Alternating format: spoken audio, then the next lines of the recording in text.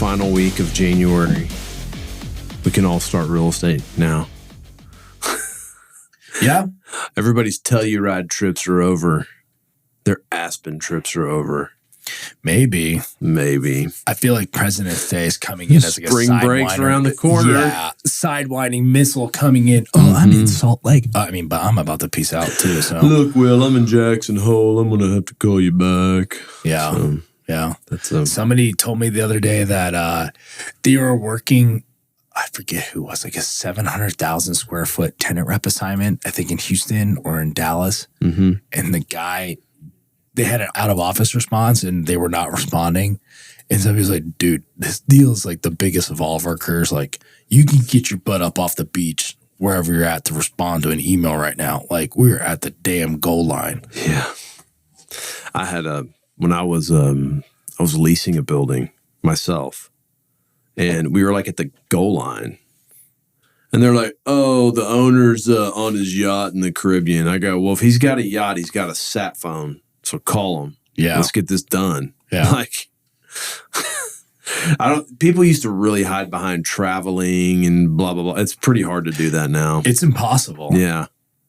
I mean, you can do it, but you're just like, it's just like kind of game over. I feel like. I remember when I had my ankle reconstructed, I set up my autoresponder and I said, I will be in surgery from 10 a.m. to 2 p.m.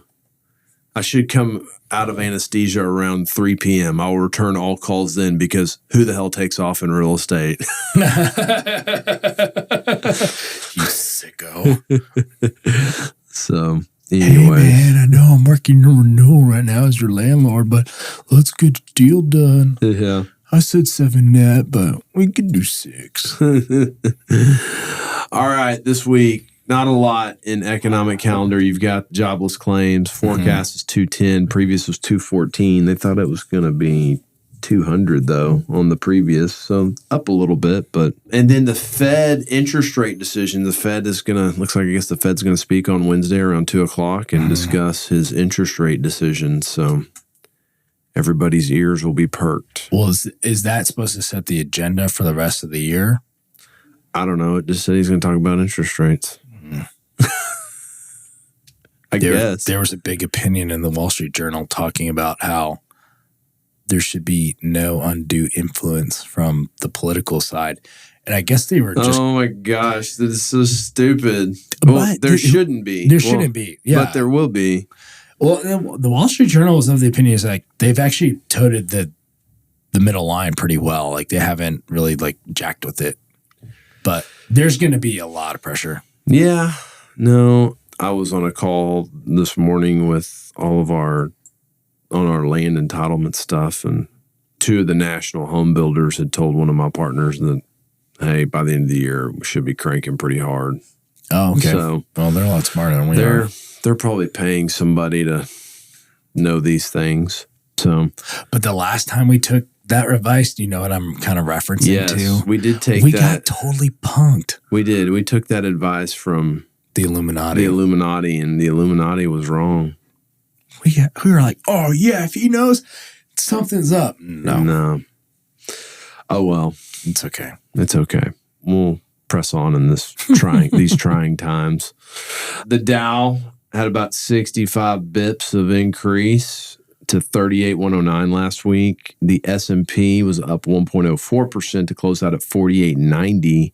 NASDAQ closed out at 15,455, almost 1% up for the week. Man, the stock market's just clipping off 1% a week right now. Dow Jones was all-time high all last week, wasn't it? Yeah. Crude is up to 76.78 from 73.25. That's up almost 4.6%. Maybe we should jump on the crude futures train. Maybe that's going to start rolling here. The 5-year pretty much unchanged. The previous week was a 4.047. This week it's at 4.033. 10-year previous week was at 4.131, and this week is closed out last week at 4.092. And SOFR made a massive move from 5.31 to 5.32. I don't know what really moves SOFR. 2 bips. That's not even a bip. It's a tenth of a bip. Tenth of a bip. That's a 10th bip. A tiz bip. Small. It's very small. Real estate stocks. Let's see. Well, the 1 week performance, real estate services, REIT mortgage, and REIT office. Office making another little comeback. Here we go. 3. Let's see. The 1 month performance, though, real estate stocks are down as a whole, with healthcare leading the plunge. Ooh. Down 5%. Not a lot of movement there, but what are the big boys doing? Like the big service providers? How are they shaping up right now? let's see.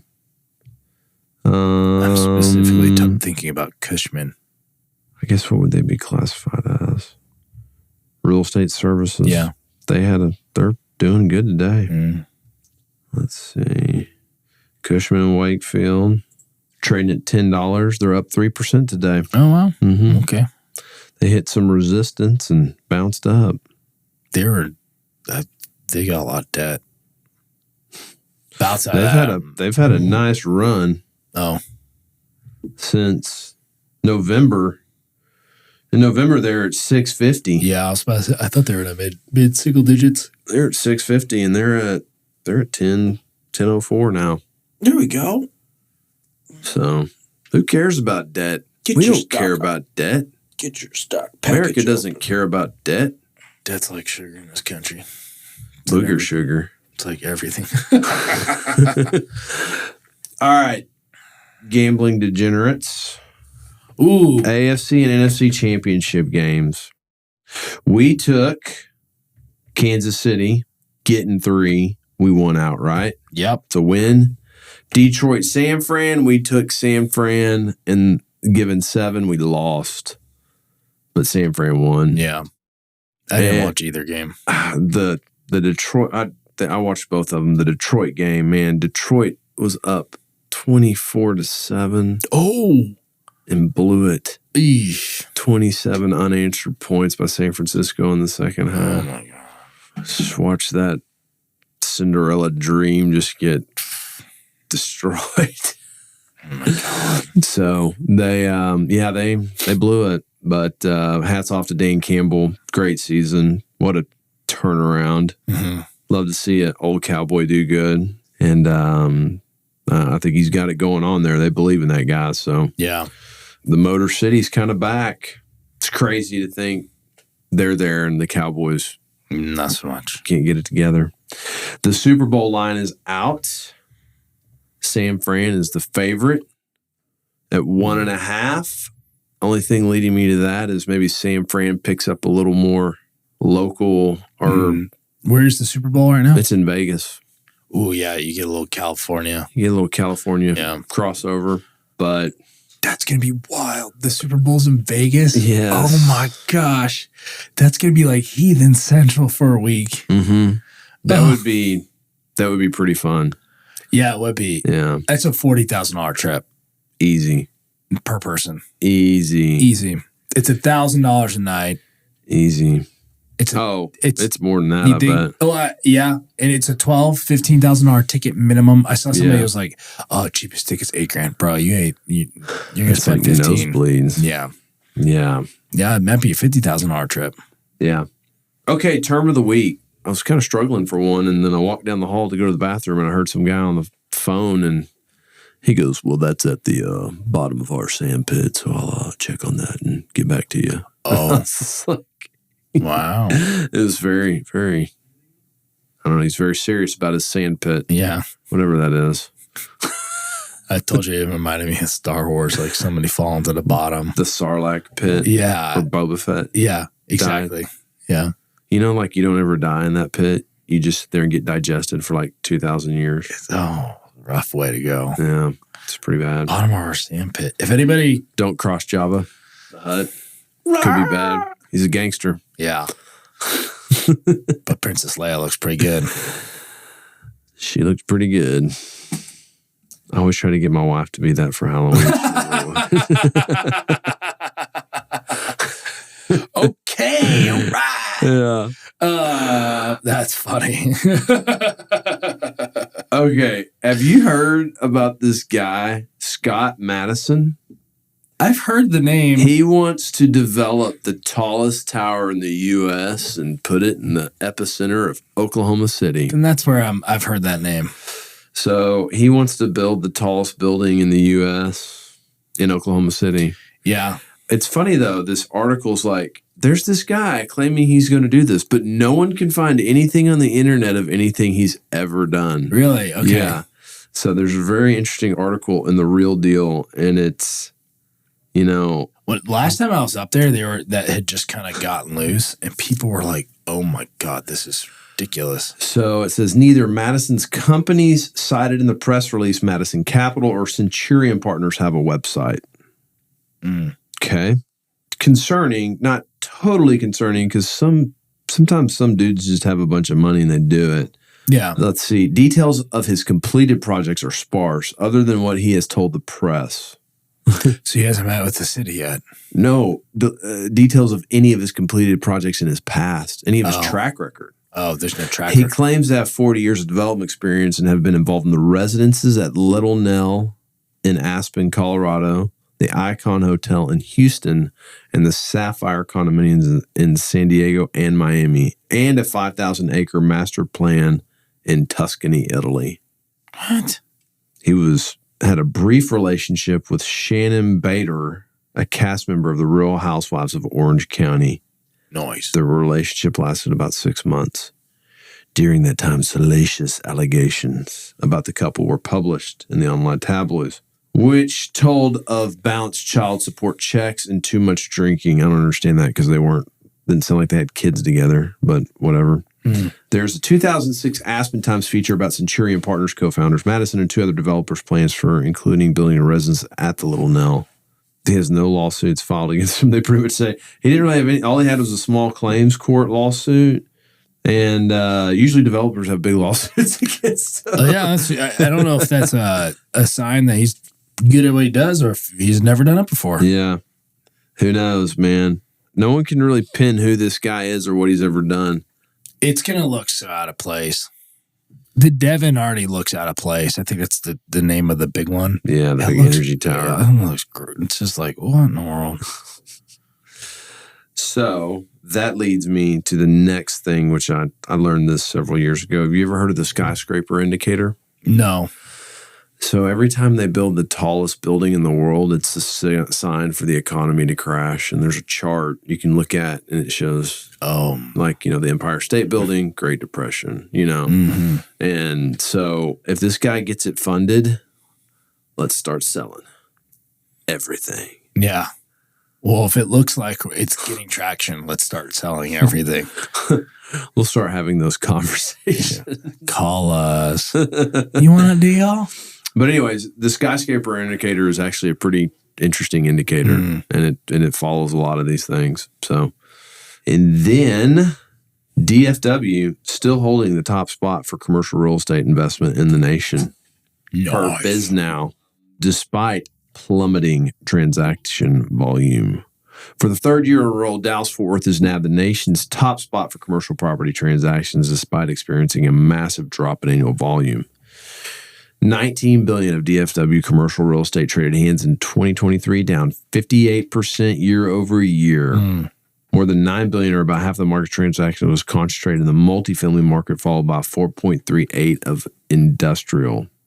Let's see. Office and retail were among the least popular, with 2.3 and 1.8. Still, the $576 million sale of City Line was among the top 25 deals of the year nationally. God, I can't believe someone went and bought City Line. I guess, didn't the State Farm CEO though come out and be like, everybody's going back to the office? Like, he was pretty. They're pretty adamant. But you know what's weird though is like all my buddies at Liberty Mutual, they're still kind of doing the half hybrid deal.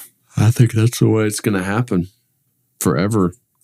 Let's see. Avalon Bay purchased the largest multifamily single asset sale in DFW was a 500-unit Avalon West Plano, which Avalon Bay purchased in October for $142 million. Oh my God! But yeah, DFW still jamming, keep rocking. So Let's see. The balance of distress nationwide reached $85.8 billion by the end of 2023, growing $29 billion over the course of the year. We have about $2 billion worth of distressed in DFW. Probably a lot of office. And another $9.4 billion has the potential to become distressed due to the delinquent loan payments, forbearance, and slow ease up, among other factors. It's probably all multi and office. A little retail in there. Mainly office. See, lenders have initiated the foreclosure of several distressed office properties in Dallas, including the 211 North Irvay building owned by Wolf Investments, as well as an Uptown Tower, though the property narrowly avoided its fate when the owners filed for bankruptcy. Wolf? Yeah. I don't know those guys. I don't know, man. Let's see. I thought maybe they're like the Wolverine group. Remember them? I think they're still active. They're right across the street here. Are they? Yeah. Wolverine Investments? Yeah. I always thought that was a very interesting name. Mm-hmm. Maybe they're Michigan fans. I called on them for a while and never really cracked the egg or could get an answer, but maybe. Well, what do you got? Did you know the $400,000 job that doesn't require a college degree? What? Walmart is giving store managers higher bonuses, stock grants as the job becomes more difficult in the e-commerce era. I guess store managers will now be able to earn up to $20,000 in annual stock grants, up to a 200% bonus each year. The average base salary for a Walmart store manager is around $128,000. That's pretty good. I think you got to probably hire someone pretty good to deal with the rest of the people that work there. Yeah. Yeah, you got to be like a really put together person. Sometimes you go in there and the person working there and it's like, what's going on in between the 2 years? Yeah. So, but that's incredible. It is. You can make up a 400. Geez, that's a lot of loot. That's a pretty good payday. Yeah, for a W-2, that's incredible. Yeah. No, I just found that interesting. And then Story Built sold some dirt near my house on Walnut Hill and White Rock. Isn't Story Built the ones that whose story got crushed? Destroyed? Yeah. They just sold it to Stillwater Capital. Then I guess they're partnering with either DR or somebody else. Put 36 luxury homes up. Yeah. So pretty stoked. It's nice. That's good. Yeah.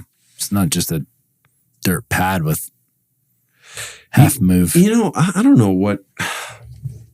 This is still fascinating me. It was this site over here on the toll road in Plano.